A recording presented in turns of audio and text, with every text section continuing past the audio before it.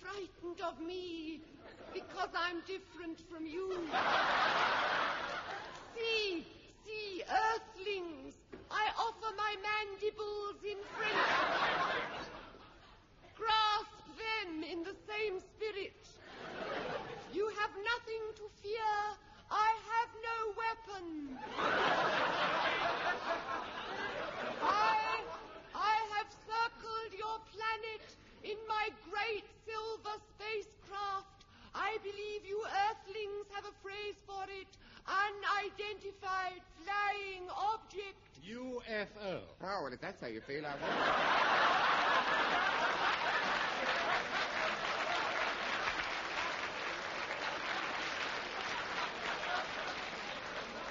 And not before time. Ladies and gentlemen, it's Round the Horne.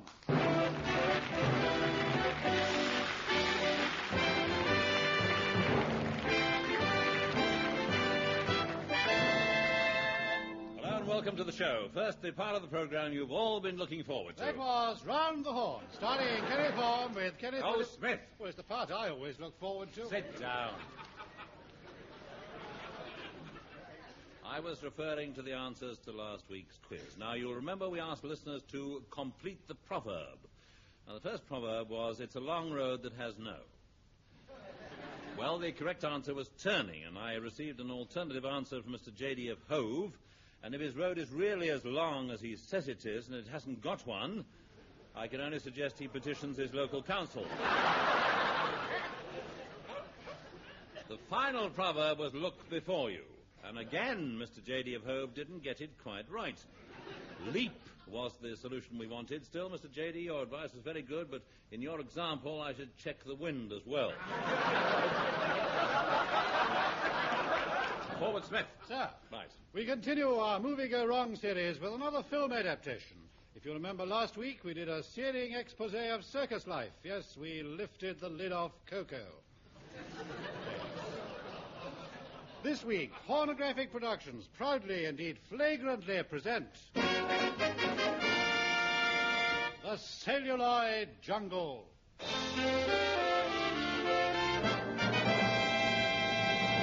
Hollywood, what human dramas have not been set in this pulsating heart of the film world? Well, this one hasn't for a start. It's set in Sidcup. Oh. My name is Liu King. I'm an agent. Drop into my office at any time and you're sure to see some of the biggest stars. There's a hole in the ceiling. I was sitting there one day when a voluptuous girl in a low-cut dress came in. She leaned over my desk. Are you Liu King? Well, I haven't got much choice, really. I'm Blodwyn. Blodwyn Blubber. I come from Wales. Oh, dear, blubber from Wales. The writers will stoop to anything, won't they? What can I do for you, my dear? Oh, I want to be a film star, and you can make me. You can make me. Well, you've got the right attitude, I'll say that. I could see this girl had something. I swiveled in my chair. I often do when I'm excited.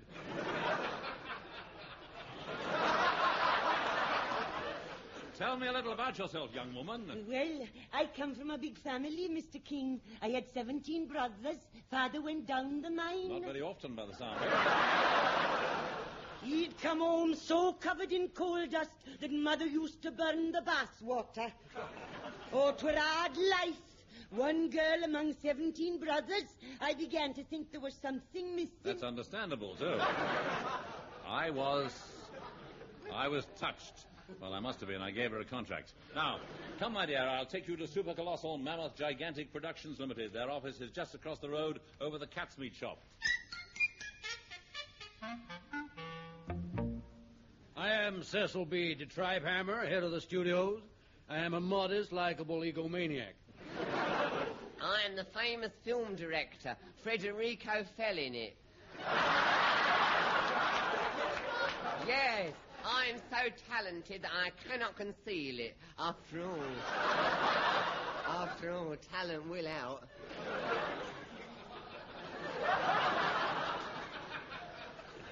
All we need is the right actress.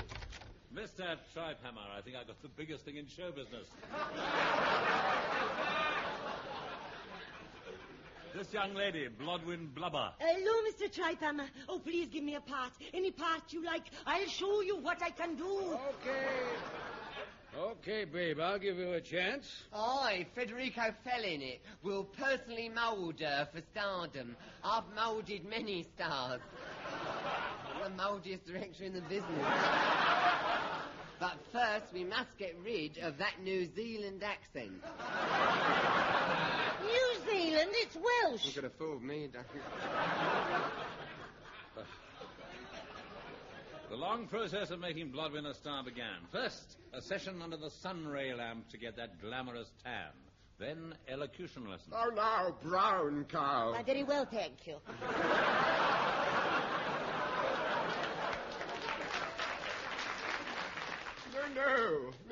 No. I want you to repeat it after me, my dear. And you must keep your vowels open.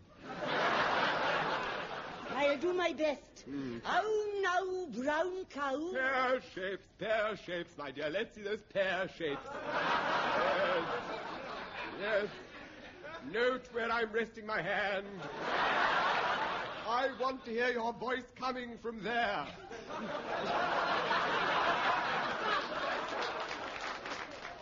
You must be joking. Still, I'll try. The rain in Spain falls mainly on the plain. She's got it, by George, she's got it. And if she hasn't, she's going to get it any minute now. Step by step, Blodwin learned her craft. Drama school. Come along, young lady. I will instruct you in the method. Thank you. Now then. Imagine that you are a doorknob. Yes, I am a doorknob. I am a doorknob. Ha! Oh, you did give me a turn. Excellent. Blodwin learned a lot at drama school. Soon she was ready for her first film part. I drove her to the studios. For the benefit of my adoring public, I should point out that I, Douglas Smith, am playing the studios. I sprawl across several acres, and each of my entrances is guarded by uniformed men. I am impregnable. Well, you don't look it. Oh, it's very kind. Once inside the vast, rambling Douglas Smith, I took Blodwin to the soundstage. Oh, Blodwin, you're here. Now, don't be nervous. You should photograph well. You have great things in front of you. Right, lights, cameras, roll them. What, here in front of everybody? Oh, no. Let me explain the setup. You see here a sleazy hotel room, a rumpled bed, and this swarthy man lies there smoking. You enter, your upper lip bedewed. Yes? We know what you're after. You cross to the bed, pull off the sheet. Yes. Then you wash them in Glimmo. We're making a soap powder commercial. Well, it was a start. More parts came her way. In The Curse of the Mummy, she played the midwife. In the remake of Lassie Come Home, she played the lead. All small parts, but one day, Cecil B. de Tripehammer called me in a panic. Now, look here, in a panic. He never could remember my name. I want this girl of yours to take over the starring role in my new movie. The actress who was to play it has fractured her leg. This was the break Blodwin had been waiting for. The following day, work started on her big picture. Now, tell me, Federico, what's this film all about? It's a modern film all about dangling London. You mean swinging London? You make your films, I'll make mine.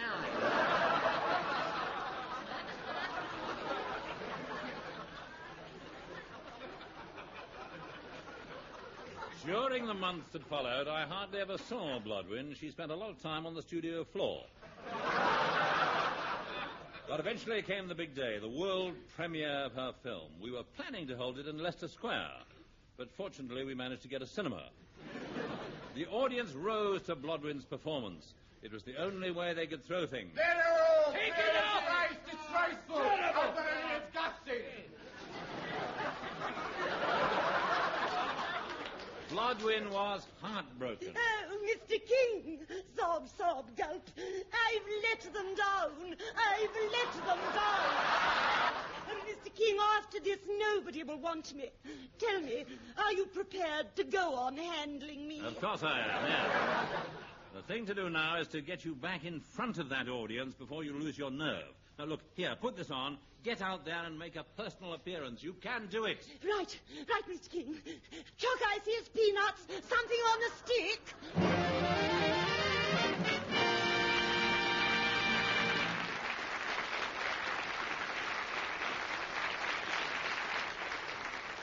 And she did very well at the job. So ends this week's production. Next week we'll be showing you U-Boat 59.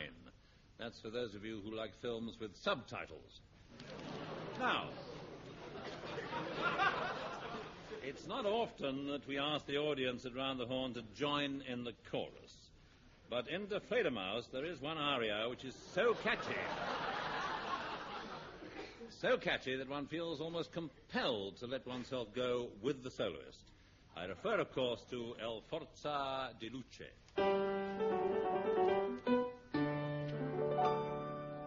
Jim and I, as children, played together. Best of chums for many years were we. I, alas, had no luck, was a Jonah. Jim, my chum, was lucky as could be. Oh, lucky Jim. How I envy him. Oh, lucky Jim. How I envy him. Years pass by, still Jim and I were comrades. He and I both loved the same sweet maid. She loved Jim and married him one evening, which is odd. Yeah, should have been the morning. Jim was lucky, I unlucky stayed. Oh, lucky Jim, how I envy him. Oh, lucky Jim, how I envy him. Now, Max, I think a minor key, a very, very sad verse coming up. Years rolled on and death took Jim away. Boys, left his widow and she married me. Now we're married, oft I think of Jim. Boys, sleeping in the churchyard by the sea. All together now.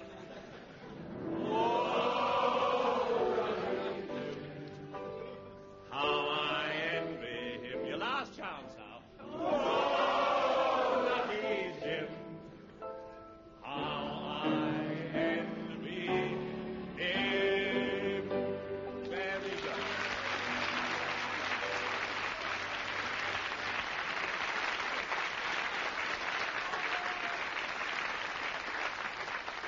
I must say, Smith, I thought the audience were absolutely splendid, didn't you? Well, one or two that weren't joining in. Really? Yes. Ah, well, Festival Hall next week. Yes. And thank you, Alice, for the piano. Thank you, Alice. Good old Alice. And now, carrying on the ceaseless fight against literacy and good taste, we bring you the radio station to end them all, with any luck. Radio Balls Pond Road.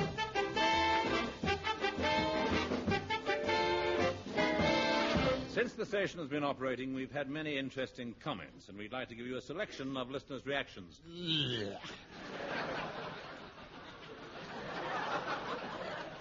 Another listener writes, Radio Balls Pond Road has changed my life completely. I used to be dull, listless, and lackluster with dishpan hands, lank hair, and telltale crow's feet all over. In short, a wallflower. Now I am the belle of the horse meat shop, and my repartee is the talk of Canonbury. Yes, I'm a different person now since Radio Balls Pond Road come into my life. Signed, Fred Perkins. Thank you, Fred, and if you take my advice, I'd stop taking the tablets. Now, here's another letter from a listener. The so-called impersonations of Simon D. on your so-called show Annoy me no end. They're not funny, neither are they pithy or to the point. They're just tasteless and puerile, and they're not even like me. Signed. Simon D. Pressed. When it comes to the reporting of world affairs, Radio Balswan Road does not lag behind its rivals. So come in, L. Dugard Fortinbras, our reporter in the field. Thank you. And here, live from Washington, is our foreign correspondent, Gerald Monkshabit, by Radio Link. And I must apologize in advance for the bad line. Things are moving here in Washington. Earlier today, I had a quiet with Senator Halfbright, and later discussed the position with Dean Crust. He feels that there can be no move toward until has had with, which I'm sure will ease the situation.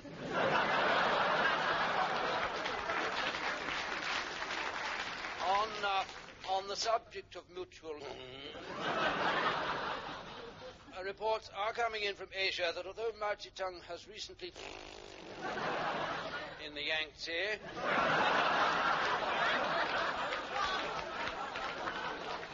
many Chinese have a very small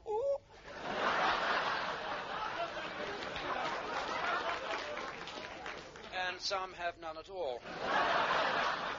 By European standards, that is. Well, thank you, Gerald, from Washington.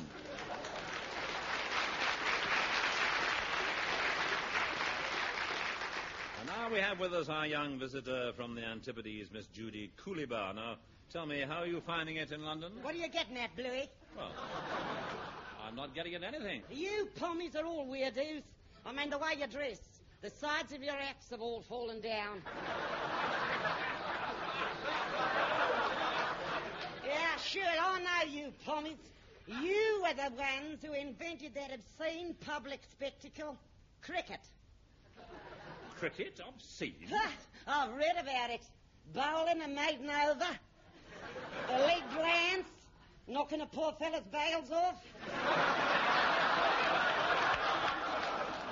Not to mention a man in the gully.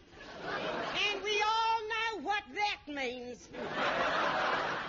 Oh, you're all the same over here. A girl ain't safe. I went into the cinema the other day. I had to change my seat 6 times. You mean you were molested? Indeed I was. Eventually.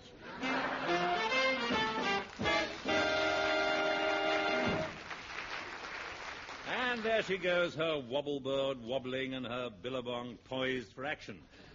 Now to the part of the show where people phone in with their problems and air their views on topics of the moment.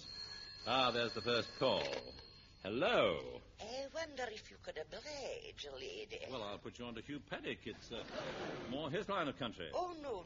It's about this book I'm writing. 1,001 Things a Girl Can Do with a Bloater. Mr. Horne, I can only think of 3. Well, have you tried converting it into a table lamp? Yes. Entering it for the derby? Yes. Pressing it between the pages of Captain Spock's Guide to the Turf? Yes, that's the 3 I thought of. Frankly, I can't think of anything else to do with my bloater. Well, meaning no disrespect, as far as I'm concerned, you can take your bloater and... Oh, 4. Thank you. You've been most helpful. It's my pleasure. 5. Hello? Ah, the ubiquitous grunt futtock. Now, what's your problem? I have written to the TV programme going for a song repeatedly, but they have spurned up their noses at my letters. Oh, you mean the show all about antiques? Now, Yes, on the television. That's right. What did you write to them about? Well, I have a curious old object which would baffle the experts. Are you boasting or complaining, Mr. I want them to put a price on it. I feel this piece is of inestimable value, and I would feel a thrill of pride if they were to pass it round amongst themselves and express an opinion as to its worth. Well, now, what is this object? I'll describe it for you. It's two curiously wrought legs, a low front. There's what appears to be a face on it, and the patina is of a mottled hue. It's been hanging about the house collecting dust for a good while now, and I'm curious to know what I could get for it. Well, it sounds jolly interesting. Yes. I'll have a word with the Going for a Song people. Oh. I'm sure they'll get it on the programme. Oh, thank you, Mr. Horne. Mother, get your coat on. You're on the telly.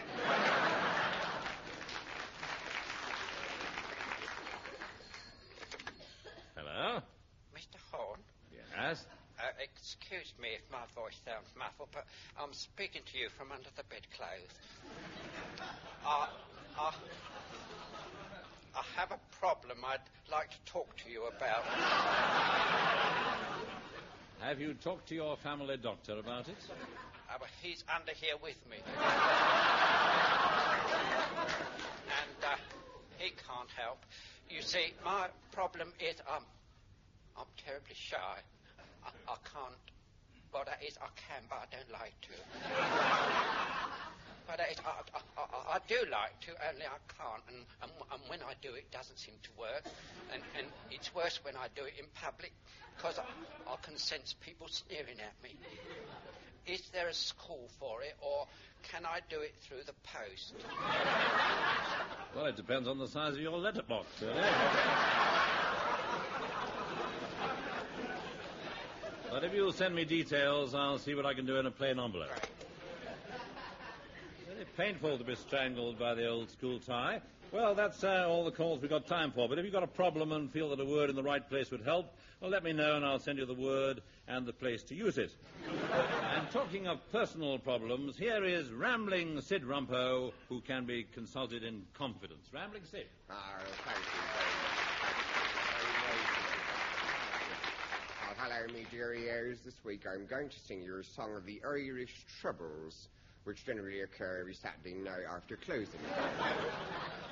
That time when, full of nostalgia and draft stout, the expatriate Irish lurch nimbly forth from the hostelry and gather in small groups, wordling mournfully until the police arrive. There's after this fashion, brightly but wheezily.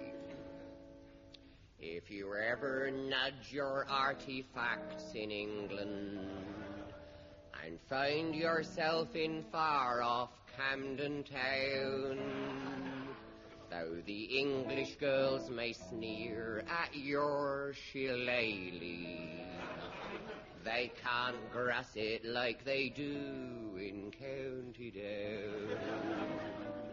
But remembering the land from whence you sprung, lads, a country that will never let you down, keep your munging splods forever at the ready,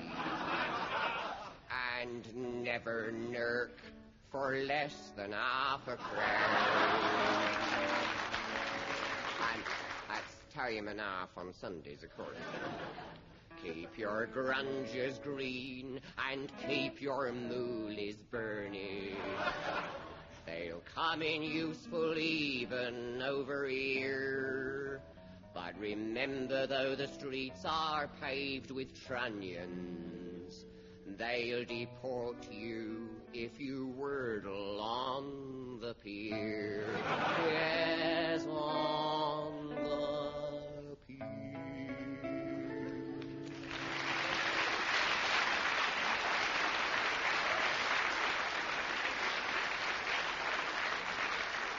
Oh, that was touching, wasn't it?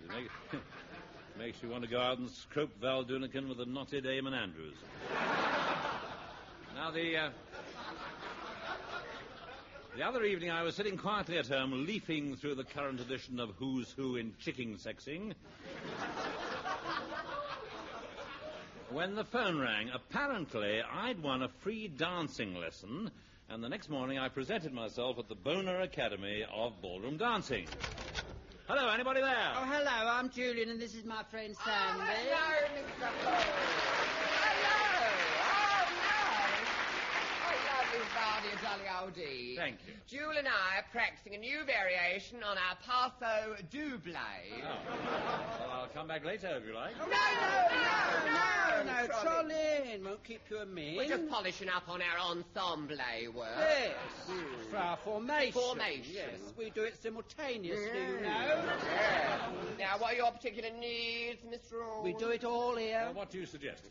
Well, you have your black bottom or your military three-step. Shouldn't that be two-step? Well, no, we go one step beyond with the military.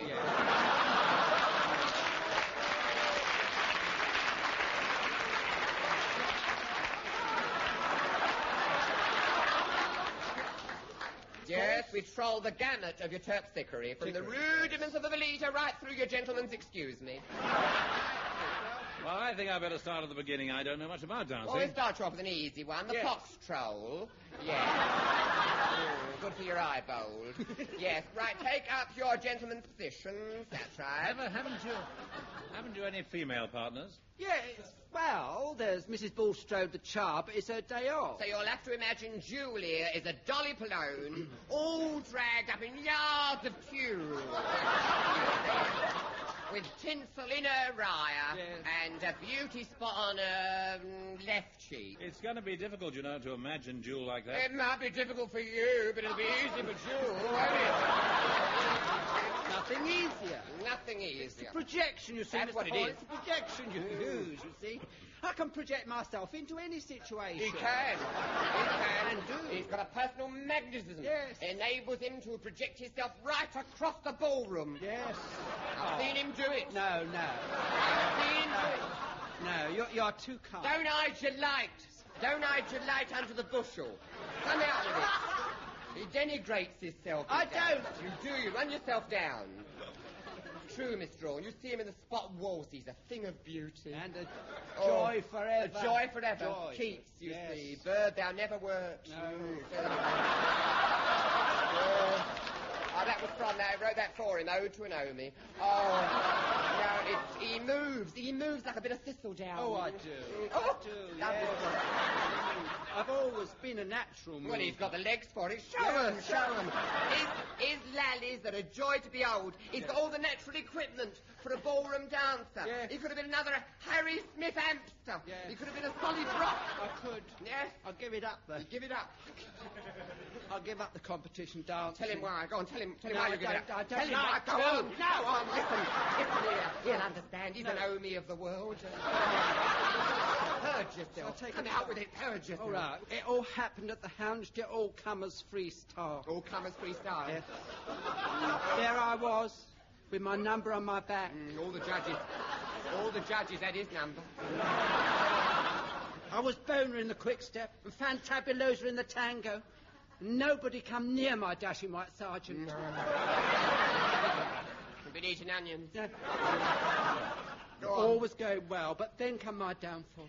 I slipped up on my Latin American variations. How painful for you. Yeah. I just put that in to remind you I was still here. Don't interrupt, Jewel, Mr. Horne. What happened exactly? Well, it was during the conga. I made a fatal error of judgment, which was misunderstood by the Pallone in front. Tell him for why. Tell him for why. Tell him, go on. Well, you see, it turned out it wasn't the conga at all. What was it? Tell him. Tell him. Tell him. It was the queue for the ladies' powder room.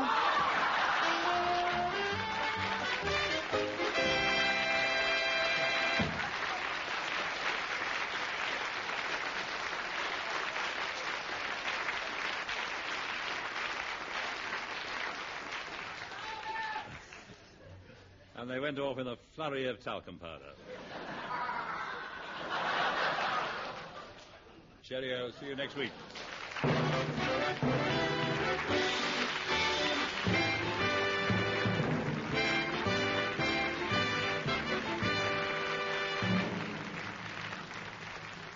That was Round the Horne, starring Kenneth Horne, with Kenneth Williams, Hugh Paddick, and Betty Marston. On the musical side, you heard the Max Harris Group. The script was by Barry Took, Johnny Mortimer and Brian Cook, and Donald Webster. program is produced by John Simmons.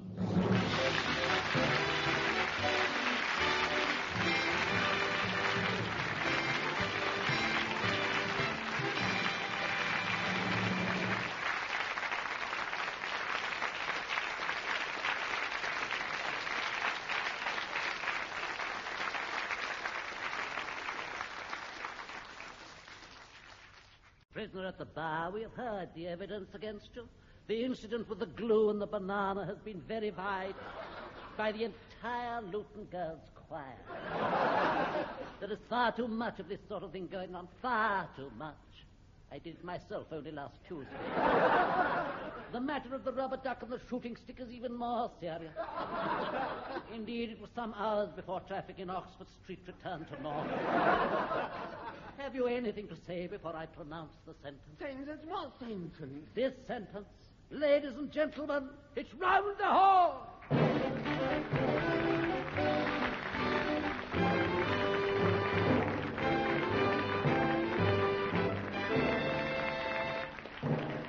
Hello and welcome to the show. Now, first, a police message to all motorists turning south off the coast road at Brighton. Don't do it, you'll get wet. All right, now then, your letters. Worried Green Eyes of Aldershot writes in with a question about see-through blouses. Well, there are many ways of looking at these. I personally prefer the sidelong blouse, but I see no reason why you shouldn't wear one, Worried Green Eyes, providing the other chaps in your barrack room don't object.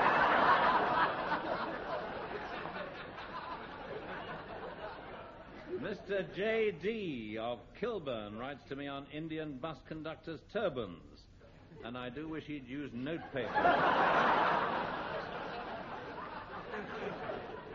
Couldn't read a thing. Forward, Smith. Sir, we continue our Movie Go Wrong series with yet another film adaptation. Lately, the hard-bitten Private Eye story is making a comeback, and we've decided to put a stop to it. Pornographic Productions proudly, indeed brazenly, present Big Broads Don't Squeal. Except for Emily Bulstrode, but that's another story. And a much more interesting one, if you ask me. Oh, shut up, Smith. My name is Hank Fist, a private detective. I'm the biggest gumshoe in town. More of a gumboot, really. I hang out in downtown Chicago, but that's also another story. July 15. It's 2 a.m. in my office. It's 5:30 everywhere else. But my clock has stopped. The door opens and someone comes in.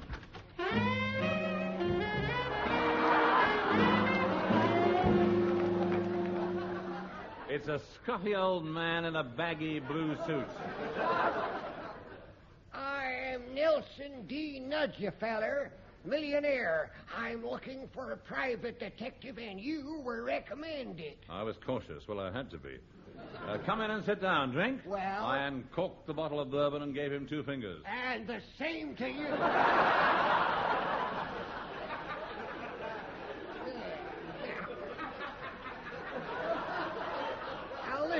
Now listen, Mr. Fist. This is an important assignment. I want you to put a tail on my wife. Well, if you think she won't mind. I suspect she is planning to kill me. I'm not certain, but it's just little things. Like this morning, she ran over me in the car 3 times. And this made you suspicious? A little. I was in the living room. I wondered whether to take the case. He saw my indecision and pushed a handful of green stuff across the desk. It was broccoli. I'll do it. Good. I paused only to strap on my gat.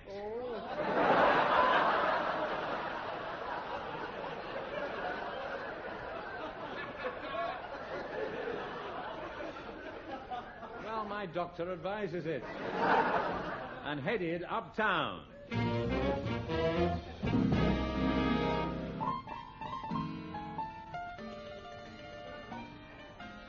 7 p.m., Big Nick's Uptown Dive. I'm at the bar looking round at the worn carpet and the peeling stucco. That's Ethel Stucco, the stripper. She's been dancing in Big Nick's for years.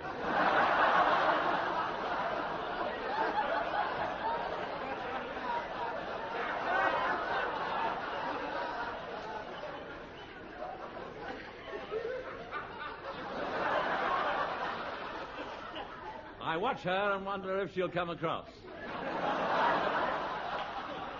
She usually does. Hi there, Curly. Well, this was, of course, some years ago. Listen, Hank, I gotta tell you something. Somebody's got to get you. His name is... gas. Splutter choke. She stiffened. One eye glazed over, then the other. Sort of double glazing. Hank, I've had it. I've had it. Well, most of us have at one time or another. She was dead. I poured myself a bourbon and took a slug. They'd run out of crisps and peanuts. Suddenly, something hard and cold was pressed into my back. Don't move. This ain't no banana.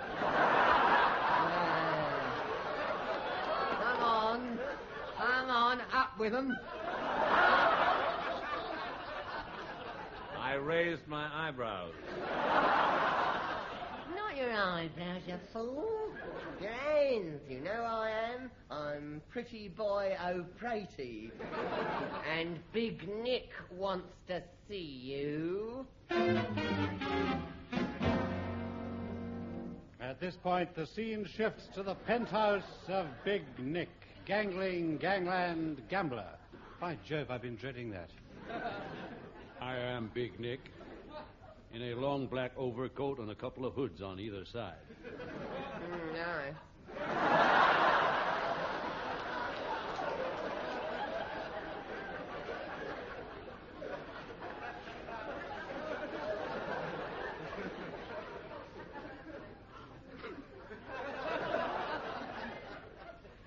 In Chicago, I am known as the kink of the underworld. Well, that can't be right. No, it ain't, but I blame the environment.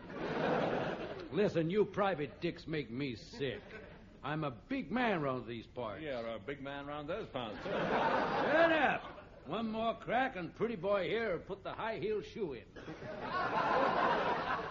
Just give me 5 minutes alone with him, boss. I've got ways of my own. It was now or never. I dived for the light switch, fumbling for my gat. Skillfully portrayed. Skillfully portrayed by Douglas Smith. Meow, meow, sir. Meow? I said gat, Smith. Gat. It's obsolete American slang for gun. Oh, I thought it was a misprint. Well, I've rehearsed it all week. You can't expect me to change characterization now, sir. Oh, very well. I ducked through the window and onto the fire escape. I fired twice. Meow, meow.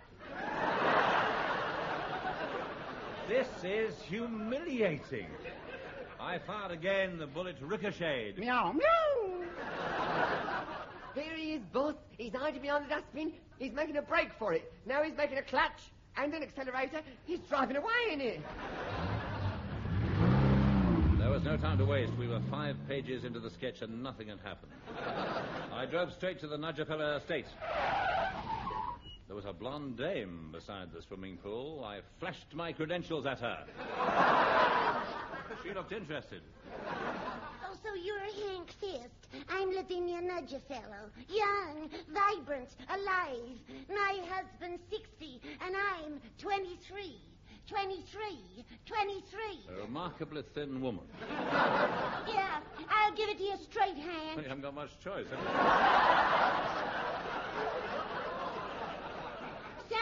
Somebody's got to get you, and I know who. His name is... choke, splutter, gas. She went rigid, then teetered on the edge of the swimming pool and began to topple. If I were a rich man...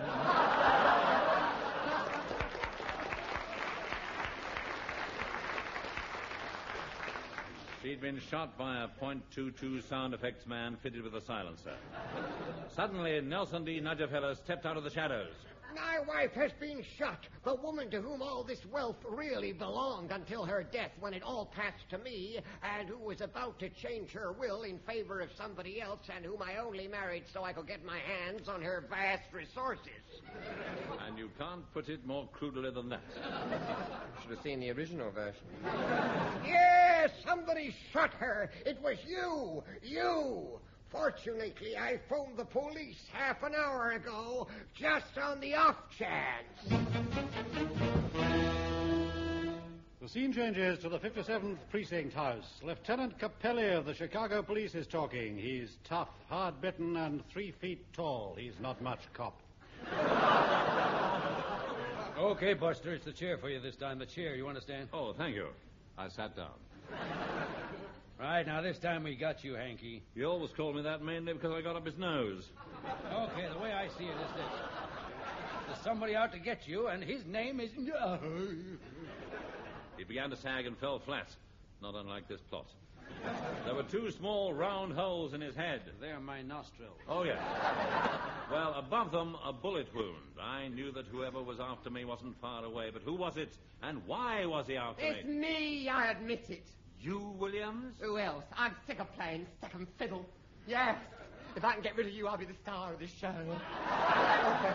We can change the title. It'll be Round the Williams. Yes, I can get all the laughs. Hello, and welcome to the show, I'll say. First a warning, or an apology, or answer some stupid competition that never took place. Anyone can do that rubbish. Anyone can do it. All right, I heard you. You leave me no choice. Forward, Smith. Sir, meow, meow. Ah! He's got me. He's got me. And he's welcome to you, Williams. Oh, I've been killed by a pussy.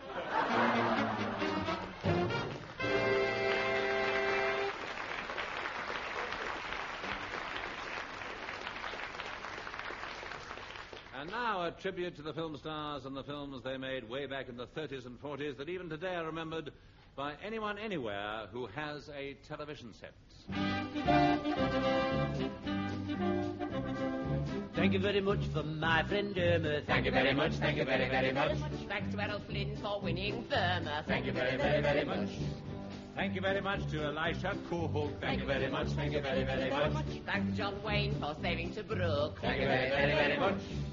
Thank you very much for Diana Dawes. Thank you very much, thank you very, very much. Playing a selection of various ladies. Thank you very, very, very much. There was no one who was loonier than the Oachback of Notre Dame is played by immortal Lon Chaney Jr. Thank you very much for Sonia Heaney. Thank you very much, thank you very, very much. We can't say the same for Michael Greeny. Thank you very, very, very much. Lauren Bacall, Essed Zackall. Fastest guns, singing nuns. Gloria Swanson, Samuel Bronson. Thelma Ritter, my friend Slicker. Thank you very much, thank you very, very, very, very, very, very, very, very much. Oh, you film stars, you do things to me. Oscar and Mulker and Regis too. Thank you very much for Charlton Heston. Thank you very much, thank you very, very much. And Marlon Brando with his vest on. Thank you very, very, very much. Thank you very much for Miss Haley Mills. Thank you very, very, very much.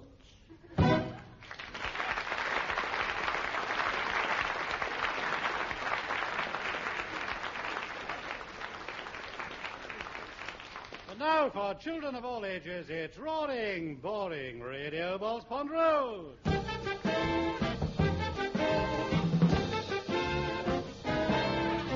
here's the man you've all been waiting for. Simon D. Depraved.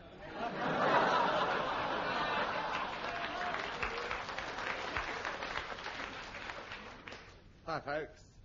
Seeing as there's this big fire, and the first fireman up the ladder saw this someone behind him, he said, "Where are you from?" And I said, "Ghana." And the first fireman said, "That's funny. The Trinidad Brigade haven't arrived yet." No? Oh. Oh, well, can't be bad. Well, not as bad as last week.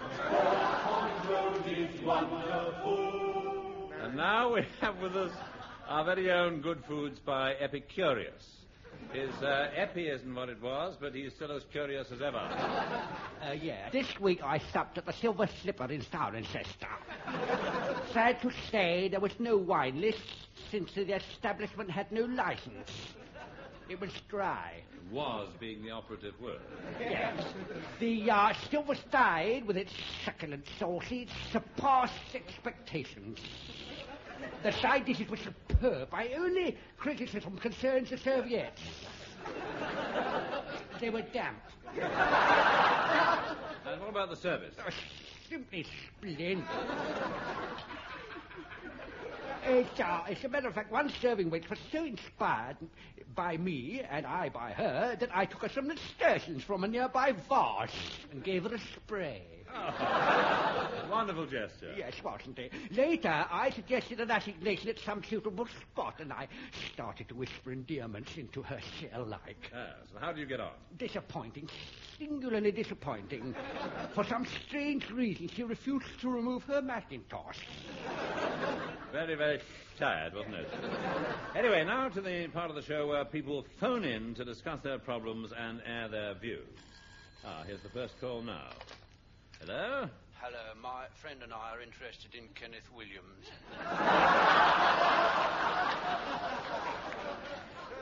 We don't have the TV and we don't know what he looks like. Could you give us a description? Yes, well, he's about 7 hands high. Boyish face, fresh complexion, flaring nostrils, smouldering eyes, and smoking ears. And how does he dress? In the dark, from the look of him. Oh, I see what you mean. Well, today he's wearing a beautiful grey lounge suit with a matching cardigan, a light blue shirt. It's a junior miss size. Does that answer your question? Yes. Hold on to him, sir. Fits the description we have. We'll send a squad car round in no time. There's my other phone. Mr. Horne? Yes? I have a question on etiquette. Mm-hmm. What is the correct mode of address for a High Court judge? Is it Your Grace, Your Excellency, Your Eminence, or Your Worship? Well, the correct way to address a High Court judge is my lud. Thanks. Oh, you, me lad, get out of bed and get off home.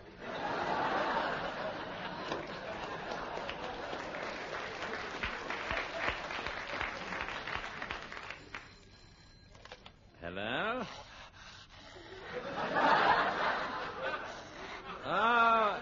Hello, Mr. Gunfuzzick. Yes, I'll pass your message on to Miss Marsden. Was there anything else? Yes.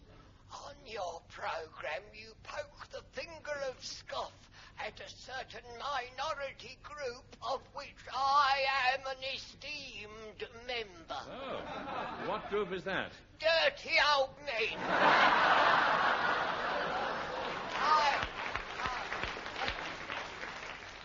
I am a dirty old man of many years standing and... You're standing and what?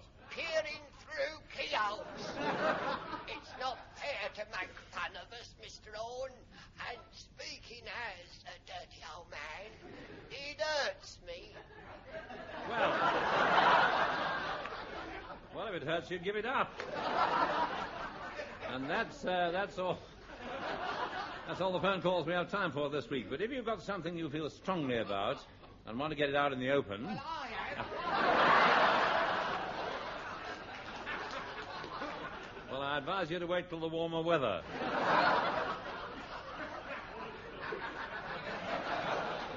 Now then, here to give you her impressions of London as a young visitor from the Antipodes, Miss Judy Cooleybar. Good on you, Bluey. Keep your hands to yourself. I beg your pardon? Just a friendly warning. I know you, Pommies. You're sex mad. For all I know, you might have enticed me here on a pretext. Just so you can do unspeakable things to me. No, I wouldn't dream of it. You're a raving fairy or something? Oh.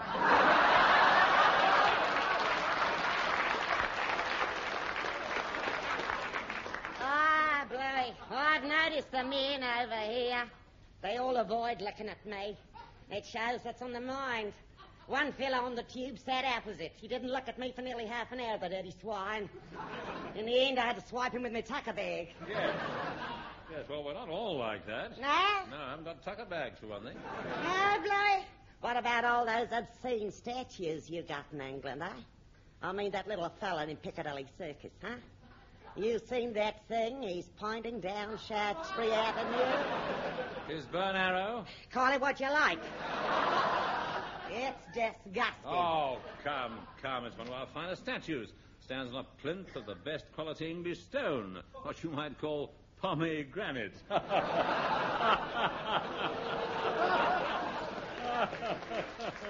You can laugh, Oh, thank you. Bluey. I was, yes. You're all sex mad over here, and that's a fact. That's all you think about. Any minute now, and you'll drag me behind that curtain, and we all know what that means. I'll do no such thing. Oh, well, how about that curtain? No, I don't think so. Well, why not go and have a word with Douglas Smith? I'm sure he must fancy you.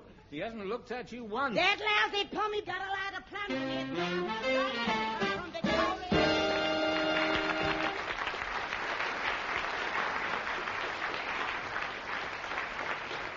And there she goes with her didgeridoo at the ready. Well, now. Here is a man who's thrown off his trammels. He says they were binding him under the cord wangle. Rambling Sid Rumpo. Very nice indeed. Very nice introduction. Hello, me dearios. Since we last met, I've had a bogle in me gander bag, and I've come up with this astounding air fit to titillate your lummox. Oh. Well, my lummox are sort of self-titillating, but thank you for the offer. Oh, you're welcome.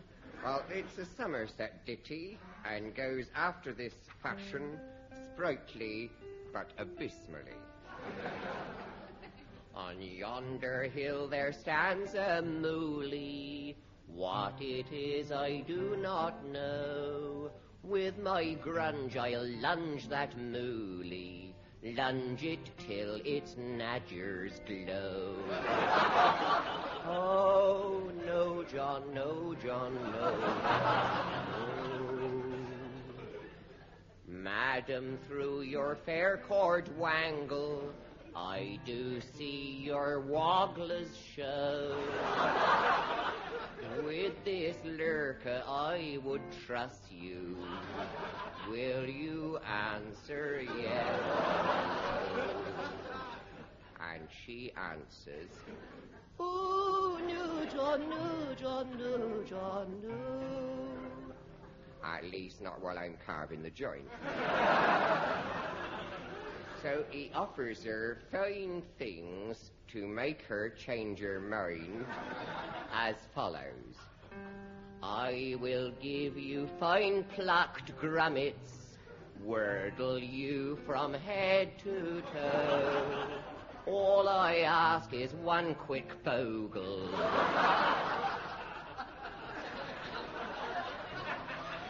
Fudge my bangers, then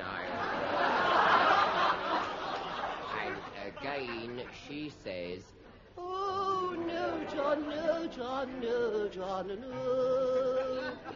Well, it's Lent, you see. Which, of course, thoroughly disgruntles him, so he sings, you've turned down my fine plucked grummets. You've refused to wordle low. Would you spurn my new cord wangle, though it be as pure as snow? And with a tear in her posset, and a lump in her artifacts, she softens and capitulates, singing, oh, yes, John, yes, John, yes, John. Oh.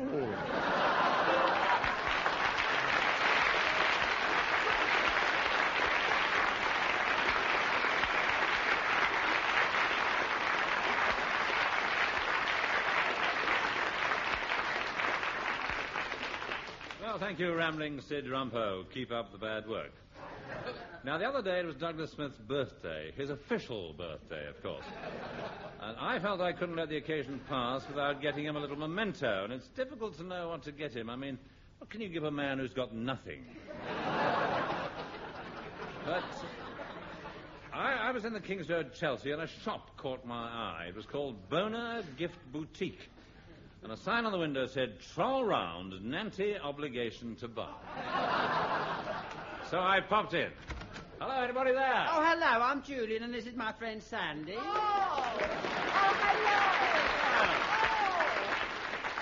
Hello, Mr. Horne. How nice to bard your dolly old eek again. Thank you. Popped in to pick up a knick-knack. Yes, I want something for a friend. Friend? Yeah, well, we'd have to see him before we could make an offer. Yes. Yes. How about it? It's our announcer, Douglas Smith. Oh, you want the chemist shop next door? Yes, they're doing a special offer on the rejuvenation tablets this week. Yes. Nice. But we specialise in your actual prezzies for the discerning customer. Right, sir. Our motto is, if you don't see it, ask for it. You have a rummage, Mr. Horne. Jewel will follow you round and make suggestions. Won't you, Jewel? Gladly. How does your friend feel about a cologne? We have a great range of your He-Man Butch cologne. Have you tried Mon Rave? Mon Rave. That's your actual French. It means my rave. Don't know. Then there's Une Nuit de Grimsby. Or the Zan Nuit de Tangier? Yes, that's a night in Tangiers. Similar to a night in Grimsby, only you meet more interesting people. No, I don't think so. Knowing Douglas, I think 4 days in Harrogate is about as much as he could take. Look, I'm sorry if I'm being a nuisance. Oh, nanti-nuisance, Mr. Horne. Your every whim is our desire. Or vice versa.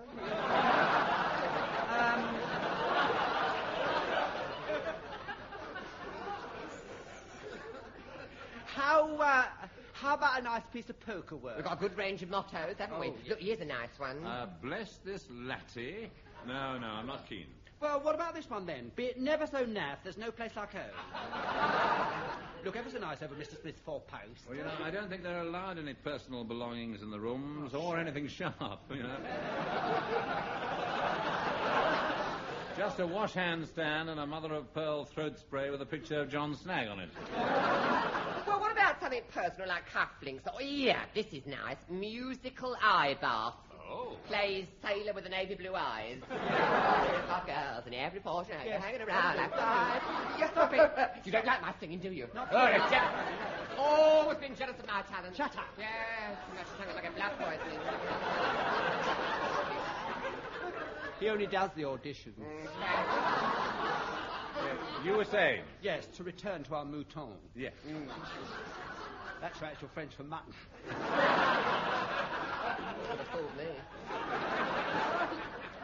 No, seriously. Now, what about a nice set of miniatures? Miniature what? I don't know, they're too small to tell. Here, though. I tell you what, Jewel could do you a nice pot. Oh, yes. Now he makes them himself, you know. He's all hand thrown. Oh, he can do things with a lump of clay. Here. Make your eyeballs come out and stalk. Look at this here. Look at this he made. What's that on it? Souvenir of Marrakesh. It's extremely curious. Well, in Marrakesh, he has some experiences that were extremely curious. Watch it. Don't you dare, you promised. No. I know. Yes. How about something patriotic? We've got hundreds of things, Mr. Horne, with a patriotic motive. There's a Union Jack jockey shorts with "I'm back in Britain" emblazoned in the most appropriate place. We got a whole range of articles emblazoned with Union Jack and "I'm back in Britain" stamped all over them, and none of them cost more than £1. How come they're so cheap? They're simple, Ducky. They're all made in Japan.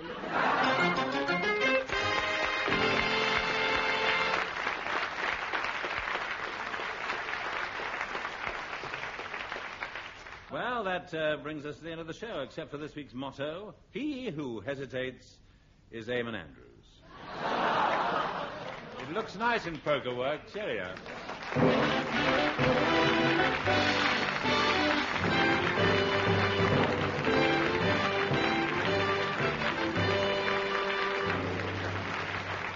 That was Round the Horne, starring Kenneth Horne, with Kenneth Williams, Hugh Paddick, and Betty Marsden. Music was by the Max Harris Group, and the script was by Barry Tooke, Johnny Mortimer and Brian Cook, and Donald Webster.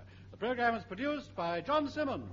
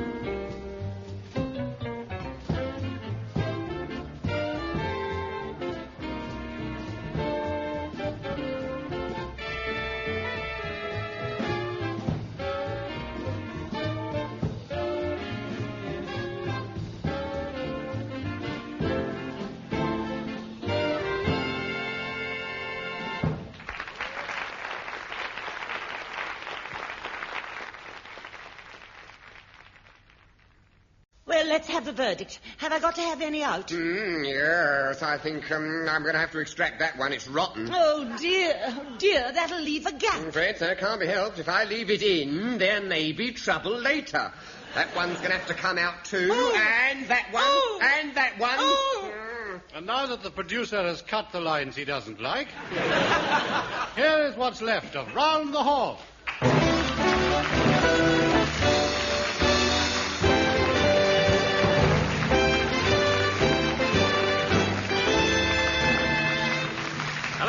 Welcome to the show. First, we're privileged to hear a short address from the Archbishop of Tring.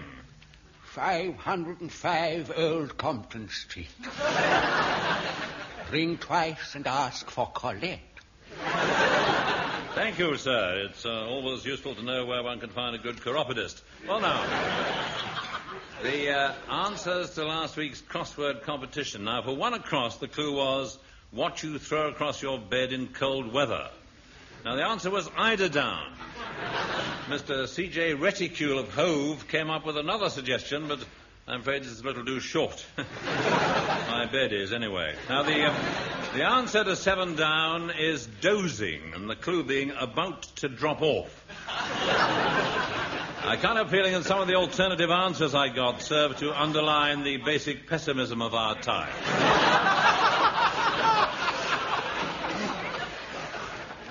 3 down can be seen in Hyde Park was, of course, the Serpentine. However, thank you for your long and colourful letter, Mr.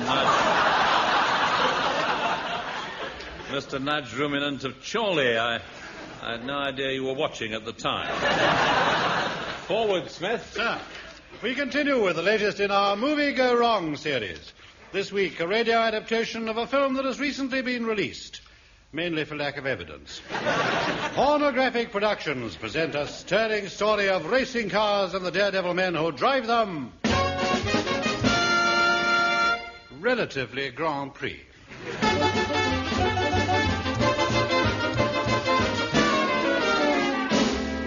My name is Jones, and after some of the names I've been given in this series, I can hardly believe my luck. My full name is...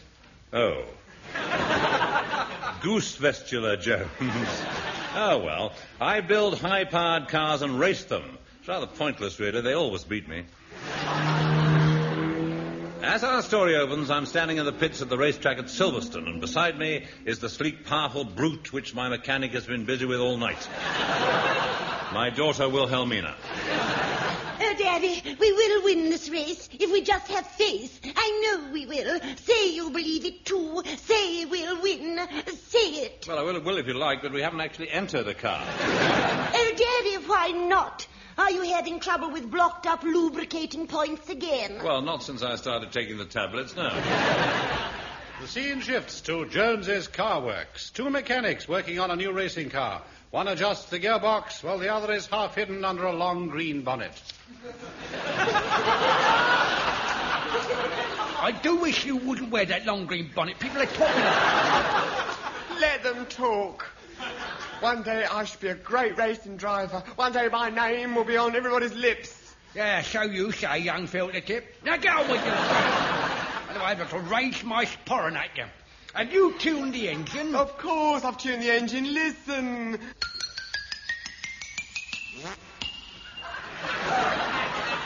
You call that tuning, you young lackaddies? Your diminished be naturals flat. It's the heat. Jock, I've just returned from Silverstone. How are you getting on with my pride and joy? Well, yesterday I gave her a thorough going over with me oily rag. He means the car, you fool. Well, see for yourself. I, Douglas Smith, am playing the car, hereafter known as the Douglas Smith Special. I mention this for my many admirers, particularly perhaps for Mrs. Jocasta Tweed of Peckham. Thank you very much for your charming letter and the Fair Isle sock. It was delicious. Oh, get on with it, Smith. Sir, I stand over the inspection pit, my well-waxed body gleaming. I've just been fully serviced by Mr. Williams.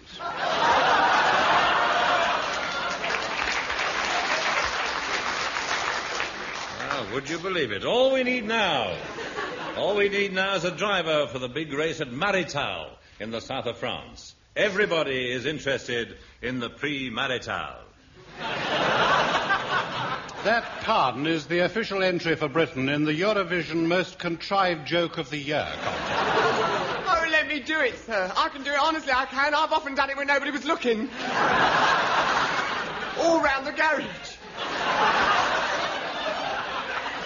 And out into the streets sometimes. You, young Jimmy, yes. drive at Marital? Yes. It's a tricky and skillful course. I'm tricky and skillful and coarse. Very well. I'll give you a quick test on your knowledge of the car. Right, yes. Now, what's the technical term for this? A wheel. And this. A wheel. And this. A wheel. And this. A jam donut. Well, no, it's another wheel, actually. Still. Oh, you run. No. You tricked me. No, I'm not. It is a wheel. Still 3 out of 4 isn't bad. Yeah. You can drive in the Prix Marital. Oh!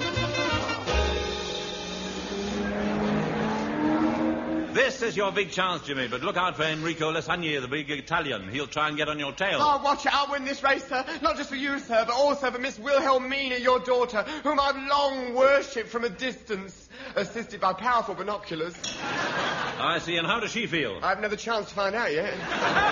If I win this race, I shall go to her and press my suit. Well, I should press your suit before you go, Incidentally, where is she? Mr. Jones, Yes, Mr. what's Jones, it? Yes. the Italian driver is under the starter's flag and Miss Wilhelmina's under there with him. Oh, this is too much. For years I've watched her giving her favours to other men, and she doesn't even know I'm there. At least I hope she doesn't. Oh, never mind her. You've got a job to do. Get into that Douglas Smith Special and warm him up. Right. Vroom, vroom. I've got him going. Vroom, vroom, vroom. His bucket seat's comfy, I'll say that. Vroom, vroom. Young Filter Tip selected his gear, a fetching duck egg blue overall with lemon yellow driving gloves, and drove off to the starting line. My daughter approached. Oh, my Daddy, surely you're not driving. Why are you wearing a shiny pink crash helmet? I'm not. Sorry. Oh, that young mechanic's driving. By heavens, he's got pluck. You've got to hand it to him. I haven't got to do anything of the sort. There goes the starter's flag, and they're away. And he's won. Eh? Well, it's a tricky course, but quite short. Here he comes. Oh, I've done it. I've done it. Yes, you have done it. In the Douglas Smith Special, too. Yes, done it. Here, Jimmy, take the wreath, the laurel and the hardy, and this large silver cup for your They're sideboard. filled with champagne. Good idea. And so we filled his sideboard with champagne, and I toasted his victory from a brimming cutlery drawer. Here's to many more such races. Monaco. Jock, it's close. It's close. It's desperately close. Oh, I beg your pardon, miss. Jimmy's only half a lap ahead. Look, he's coming in for a pit stop. Oil. I need more oil. Here you are, James. Oh, that's better. My hair was blowing all over the place.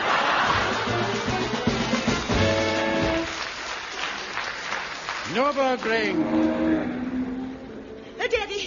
Daddy, look, Jimmy's got his nose in front. Well, most of us have. I think he's going to pull it off. Wait. Oh, Daddy, look, he's slewing all over the track. Well, that may well get him disqualified. No, he's heading for the finishing line. Oh, he's past it. Yes, I've often thought that myself. As success followed success, young Jimmy changed. There was something different about him. I couldn't put my finger on it. Indeed, I didn't want to put my finger on it. But he wasn't the same shy lad. Call this hotel. I put my boots out last night and they haven't even been licked properly. And another thing, these autograph hunters, I'm sick and tired of having to run up and down the corridors. Put them all in one place where I can catch them at once. Oh, Jimmy, I think it's going to your head. What is? This vase, if you go on like that. Oh, what happened to that shy, freckled-faced, snub-nosed little fellow we all liked? He's in the wardrobe. Yes, I am. I'm sorting through some of his old socks. He wants them framed and presented to the nation. Oh, you've changed, Jim, son. You've changed. Judging by these socks, not often enough.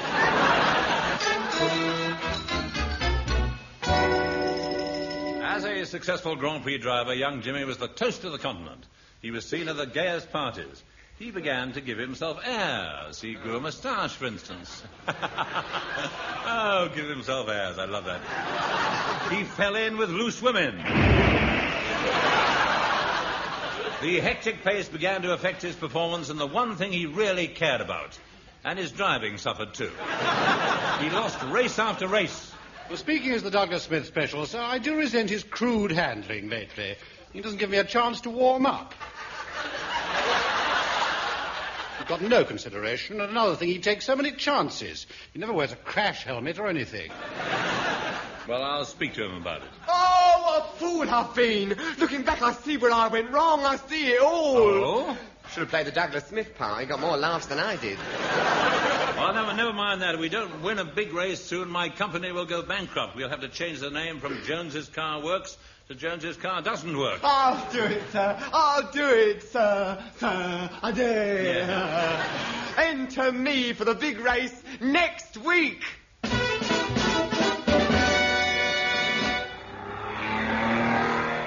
He's doing it by the great hairy legs of Flora MacDonald. He's up among the leaders. He's pulling away into the street. He's won. I did it, Mr. Jones, sir. I won for you. Well done, Filtertip. This will go down in racing history. The day the Douglas Smith special, driven by you, beat every horse in the Derby.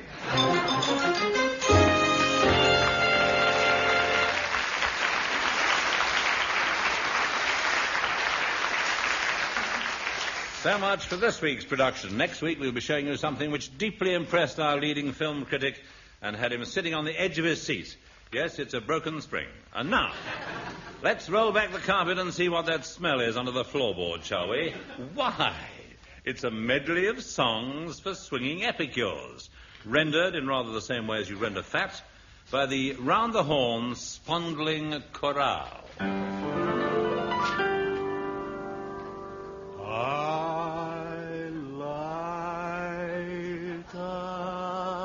Nice cup of tea in the morning, at the start of the day, you see. At 11:30, well, my idea of heaven is a nice cup of tea. I like a nice cup of tea with my dinner, and a nice cup of tea with my tea. And when it's time for bed, there's a lot to be said. For a nice cup of tea, I do need Rosie, nice cup of tea.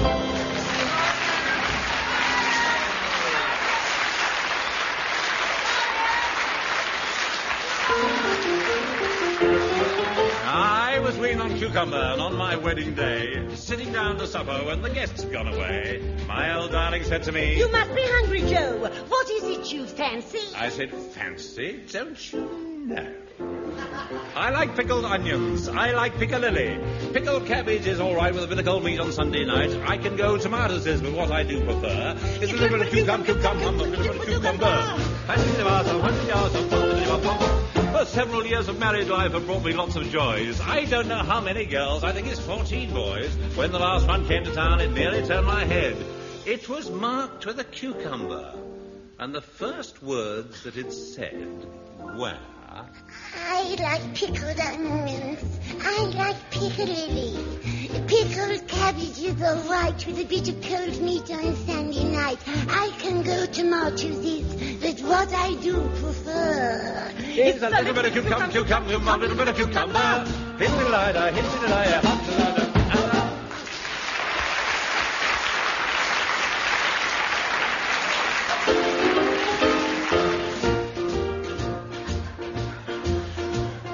Down the road there lives a man I'd like you all to know. He grew a great big marrow for the local flower show. And when the story got around, they came from far and wide. And when the people saw the marrow, everybody cried, "Oh, what a beauty! I've never seen one as big as that before.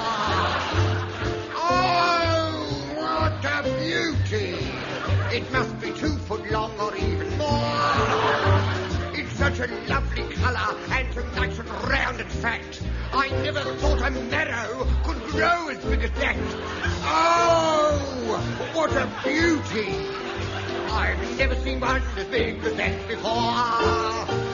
He was leaning on the garden gate the other day and beckoned to a lady who lives across the way. Took her down the garden path and showed it her with pride. And when she saw the size of it, the little lady sighed, "Oh, what a beauty! I've never seen one as big as that before. Oh, what a beauty! It must be 2 foot long or even more. With such a lovely colour and nice and round and fat, I never thought a marrow could grow as big as that. Oh, what a beauty! I've never seen one as big as that before. I mean, me marrow. I've never seen one as big as that before."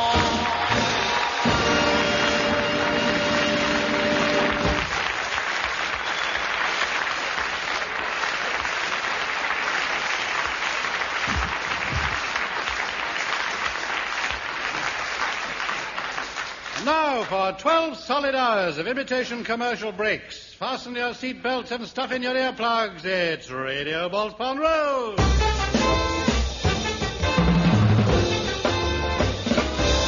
It's your number one DJ from a great height, Swingy Ring-a-Ding-Dingy. Simon D. Cade. Hi there. A man came rushing into a pub. Said the landlord, "Tell me, are there any penguins round here?" The landlord said, "No, sir." The man says, "Then I've just run over a chocolate biscuit." Wait a minute. Is it my timing that's wrong? Well, yes, you shouldn't have got up. Boltpon Road is wonderful. And this is the point in our show where we invite listeners to phone in with any queries or comments on topics of the moment. Hello. Hello? Well, would you be Jimmy Young? No, would you? Not for £1 million. You're Kenneth Horne, aren't you? Yes. Can you answer a question about one of the cast of your show? Well, I'll try. Well, my question is this. Is Kenneth Williams the same person that I knew once in Houndsditch? He had long blonde ringlets, yes, little apple cheeks, and wore the cutest little romper suit. And he wouldn't be parted from his raggedy old teddy bear that he always called Sebastian. He always used to sit on my knee and call me Nana. How long ago was this, Nana? Last Tuesday. Right. Ah, there's my other phone. Hello. Hello. I'm phoning to complain about the filth on radio and television. It seems that all you people think about up there is sex. It's all right for you theatricals, but what about us decent, ordinary people?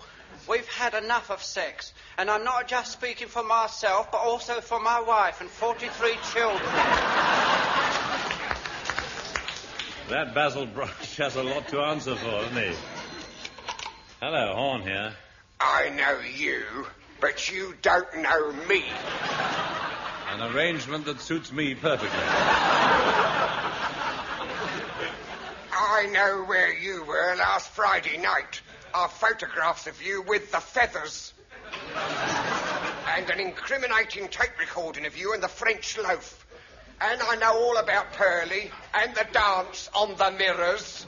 I even have a piece of salami as evidence. Yes, I know all about you, and I'll tell what I know. I shall hound you remorselessly unless we can come to some financial arrangement. But this is blackmail. Call it what you like. All right, this is ipecacuanha. Ipecacuanha is an ugly word. Well, how about crepe de chine? That's prettier. All right, then, this is crepe de chine. But you'll never get away with it. It clashes with your eyes. Oh, does it, Mr. Clever Dick Horne? Well, unless the money's left in the usual place next Sunday morning, I shall knock to the Rozzers. Well, don't worry. There'll be an extra 2 shillings in the plate, and thank you for calling, Vicar. Okay.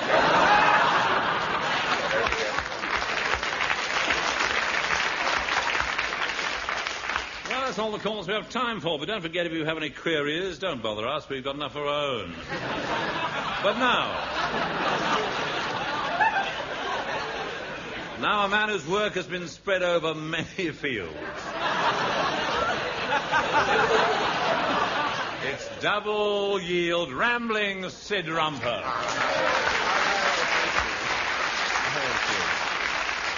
Hello, my dear ears, and since we last met, I've been where few men have been, and seen what few men have seen, and got off with a £5 fine.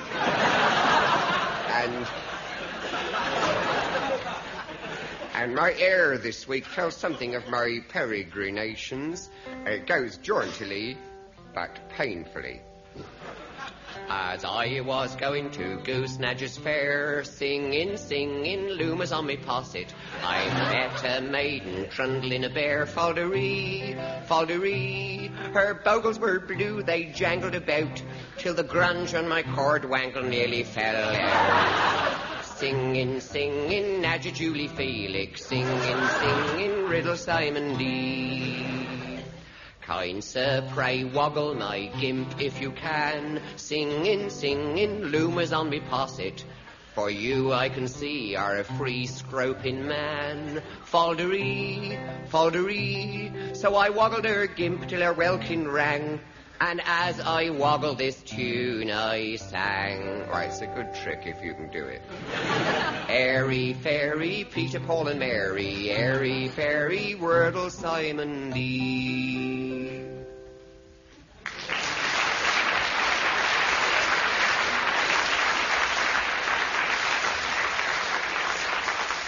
And so say all of us. Now, the other day I was leafing through my copy of the Lady Wrestler's Home Journal, which I buy for the fat stock prices, and I noticed this advertisement which said, Boner Male Model Agency, New Eeks Wanted. And I thought I'd give it a try. After all, my manhood is burgeoning, and besides pin money is always handy. So I decided to pop down to their address in Chelsea. The sign on the door said, knock and troll gracefully in. So I knocked and trolled. Hello, anybody there? Oh, hello, I'm Julian, and this is my friend Sandy. Oh, hello. Oh, right. Oh, you can phone me. Oh, it's Mr. Horne. Well, I'd like to register with you. Well, you won't looking like that. What's that you're wearing, a fanfare? No. No, matter of fact, it's an Angora cardigan. It's stretched in the wash. Oh, you'll have to drag yourself up if you want to join our clientele. All our models are hand-picked. Hand-picked. Through these portals of Mince England's top male models. Top male models. We trained Conrad Montfalcon. Montfalcon. I don't think I know the name. Oh, you must have seen him. Does a lot of advertising work now. You seen that one where this great butch home is on a building site and he's squatting there with his mates rolling his own? Oh, that's Conrad. Yeah, well, not all of him. No, not all no, of him, no. Jules. It's his hands in the close-up. It's his hands in that commercial where they're pouring the disinfectant down the sink. And it's his hands that stay as soft as your face. His hands have been everywhere. Oh, yes, there's not an Omi in the country who's not familiar with Conrad's hands. Not an Omi. Of course, he hasn't always been Conrad Montfalcon. Of course he hasn't. No, that's slow. Yes. No, we give him that name when we first knew him, remember? When we first knew him. Just plain Wally then, wasn't it? Wally McWhirter. Wally McWhirter. Very romantic how you first met him. Tell him about it, Jewel. Tell him, go on. No, tell him. I don't like to. No. God, you tell him. No, and it's hurtful looking. Go on, no, tell him. No, well, it is. Unburden yourself, Jewel. No. Go on. Does you good. Bring it out in the open. Well, go on, bring it out. Well, it would never have happened if I'd had the change. I'm afraid I don't quite follow. Had the change for the milkman. Oh. Because that's what he was once, Conrad. I didn't have the change for £1, and he come round to my latte for his Christmas bar. So Jewel invited him in while he raided his sixpenny bottle. Yeah. Jewel invited him in. Yeah. Go on, go on. Then I saw him. Stood there on my half land, and he'd...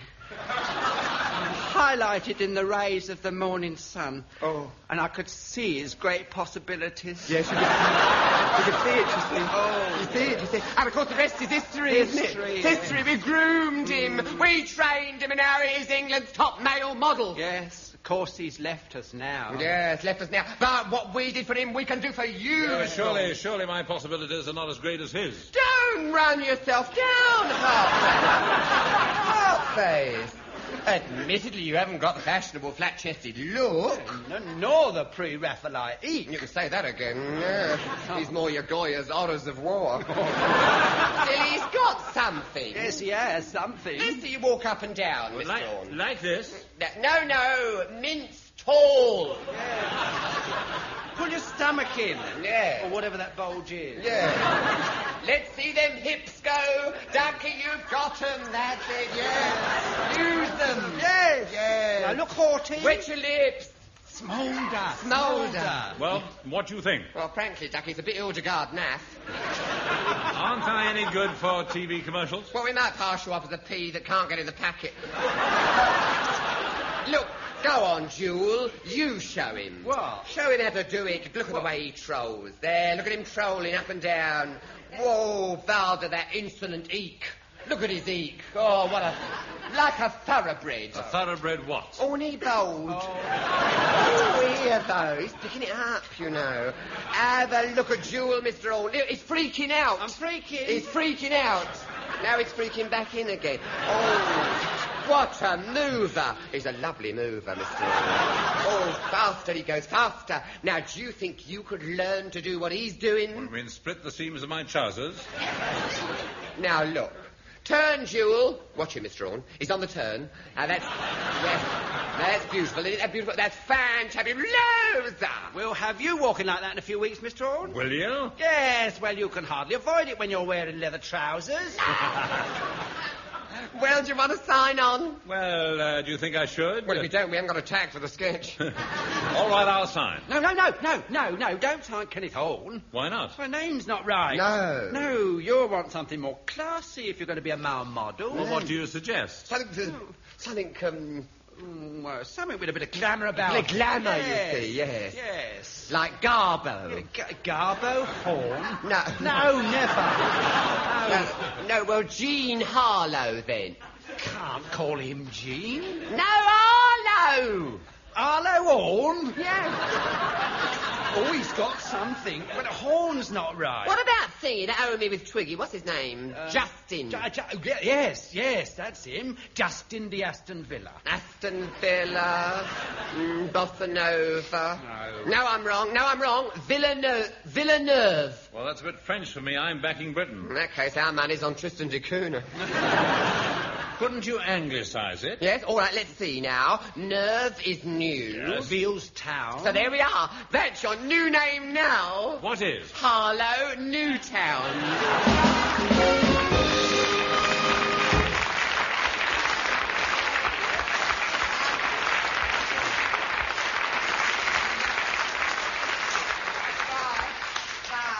Cheerio.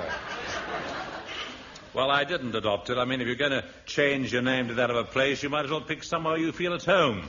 So that's what I've done. So, don't forget, tune in next week to the next episode of Round the Leighton Buzzard. Cheerio. See you, Rural District Council permitting, next week. Bye.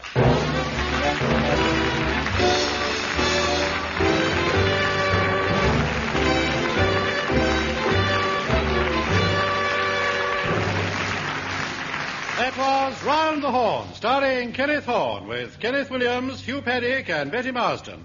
The music was provided by the Max Harris Group, and the script was by Barry Tooke, Johnny Mortimer and Brian Cook, and Donald Webster. The show is produced by John Simmons.